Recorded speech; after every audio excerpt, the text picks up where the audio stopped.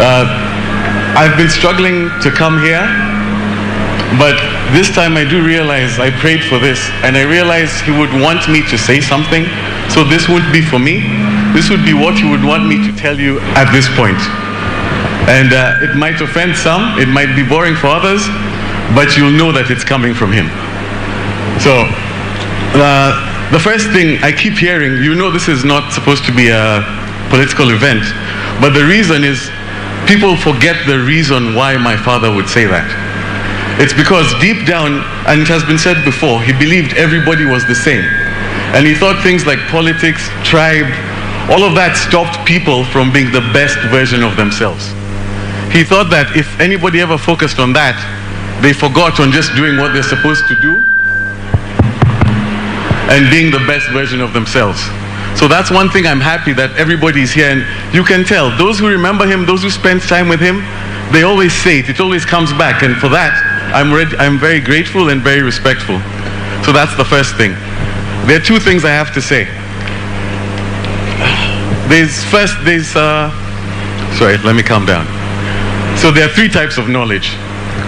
There's explicit knowledge. This is where somebody has to tell you directly what to do. This is what you expect all the time. Somebody comes and tells you, do this, do this, do this, and you think you'll be learning. The second is implicit knowledge. This you're not told. This you watch, you look around, and you learn what to do. You learn how to react. You learn how to carry yourself.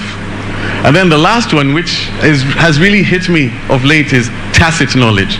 Tacit knowledge, you will be told time and time again by many different people, but you don't realize how important it is until you are there at that time. And that keeps on coming.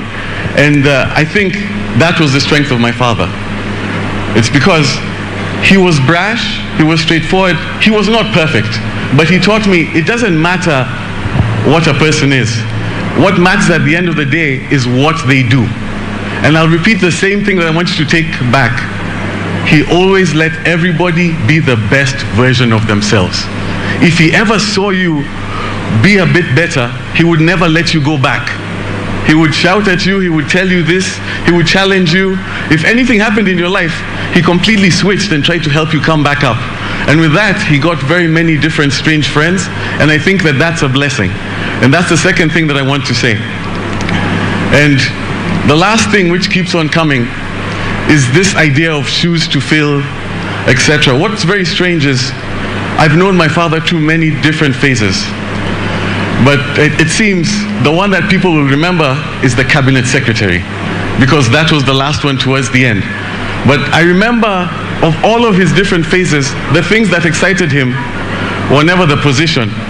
The thing that excited him was the ability to do something.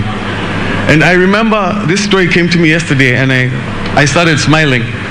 Was the first time the results came out, and he got the call when he found out where number one came from. And I can't remember, it was this young girl. And I remember he was with me at the time, and he was so happy, because it has been said here, it's because he was able to give somebody a chance. And I think that's what needs to be remembered. He believed everybody was the same, and he always believed he would fight to give you the chance to do as much as you can for everyone. And I think everybody should try and remember that as we keep moving. And with the last thing, and this goes to everybody from all walks of life, anybody who's here, and this is the thing I keep hearing his voice that would be telling me to say, is right now at this point, he wouldn't be too happy that everybody's focusing on the man. He would be happier in people focusing on the deeds.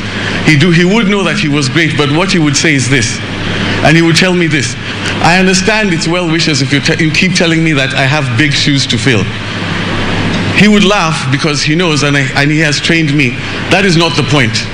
The point is for me to do my best, and if I see if I can help, I will try and help and make everybody be equal. I know that's my job. But the point that everybody else is missing, don't focus on him. Focus on what he would want. And what he would want is very simple.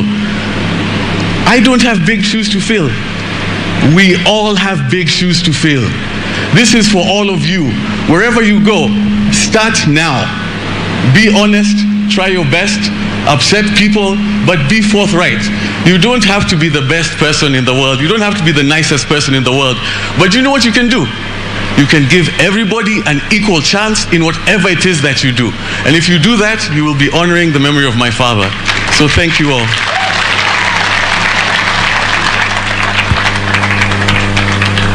I'm going to ask the choir to give us a small interlude of music as I acknowledge what Dr. Michael Magoha has just said. Among the celebrants here, with your permission, is Father Ben Agunga, one of my cousins. Ben, please do stand up. Father Ben Agunga is one